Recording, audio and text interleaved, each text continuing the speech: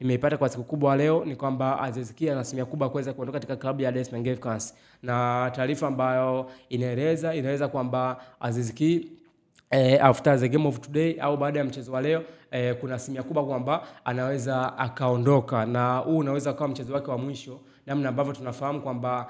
inaweza ikawa kama pengo kubwa, kwa sababu tushafahamu kwamba Aziz Ki ni mchezaji wa namna gani. Aziz Ki ni mchezaji ambaye ana uwezo mkubwa. Aziz Ki ni mchezaji ambaye anaweza akaiprotect team, lakini anatumika kama kioo ndani ya klabu ya Dar es Salaam Africans, anatumika kama muongoza njia kwamba vitu gani ambavyo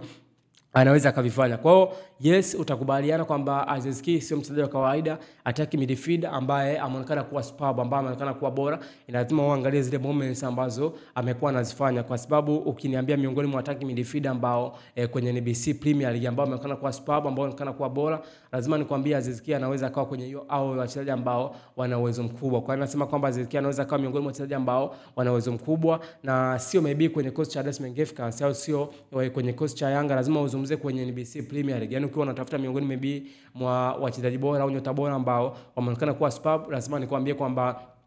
Stefan Aziz Ki yupo kwenye kategori kama hiyo, ambayo ana uwezo mkubwa, lakini pia anajua kwamba moment zipi ambazo anaweza akazifanya, anaweza akaisaidia klabu kutoa sehemu moja kwenda sehemu nyingine. Kwa taarifa ambayo imekuwa inazungumzwa kwenye mitandao ya kijamii, kwa taarifa ambayo nimeipata ni kwamba Aziz Ki ana asilimia kubwa katika mchezo mkubwa leo kuweza ukawa mchezo wake wa mwisho kuweza kuondoka ndani ya klabu ya Yanga na kuelekea maybe kwenye timu nyingine. Like of course lazima watu wengi watastaajabisha kulingana na kile kitu ambacho maybe kimekuwa kinaendelea kwenye mitandao ya kijamii. Of course tunafahamu kwamba Stefan Aziz Ki ni global icon, mchezaji ambaye ana rundo la watu wengi, ana watu wengi ambao bado wanamfuatia Stefan Aziz Ki, lakini kuna vitu ambavyo naweza nikajiuliza kwamba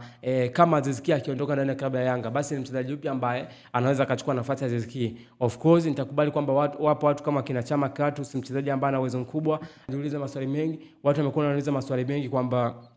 Stefan Aziz Ki ni mchezaji mzuri, lakini kwa level ambao Young Africans wamefikia wanatamani au wanahitaji kuweza kutafuta mchezaji mwingine ambaye anaweza akachukua nafasi ya Stefan Aziz Ki. Wapo wachezaji wengi ambao wanaweza akachukua nafasi ya Stefan Aziz Ki either out of Dar es Salaam Africans wakifanya usajili, lakini pia in the Dar es Salaam Africans kwa sasa hivi kikosi ambacho nakizungumzia, kwa sababu ukijaribu kuangalia position ya mtu kama Stefan Aziz Ki, Pacome pia anaweza akacheza kwenye hiyo nafasi,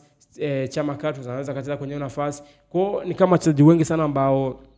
tunaamini kwamba wana asilimia kubwa ya kuweza kucheza kwenye hiyo nafasi ya Stefan Aziz Ki, lakini lazima tu appreciate kile kitu ambacho alikifanya kipindi yupo Dar es Salaam Africans, lakini mpaka sasa hivi yupo Dar es Salaam Africans, kwa sababu taarifa zinasemekana kwamba mpaka sasa hivi ni kwamba ina asilimia kubwa kwamba huu mchezo unaweza kuwa mchezo wa mwisho kwa Stefan Aziz Ki kuweza kucheza mchezo wa leo. Kwa hiyo lazima ujiulize maswali mengi kwamba kama utakuwa ni mchezo wa mwisho, basi kuna asilimia kubwa kuweza kujiuliza maswali kwamba Stefan Aziz Ki anaweza akaondoka ndani ya Dar es Salaam Africans, lakini taarifa ambayo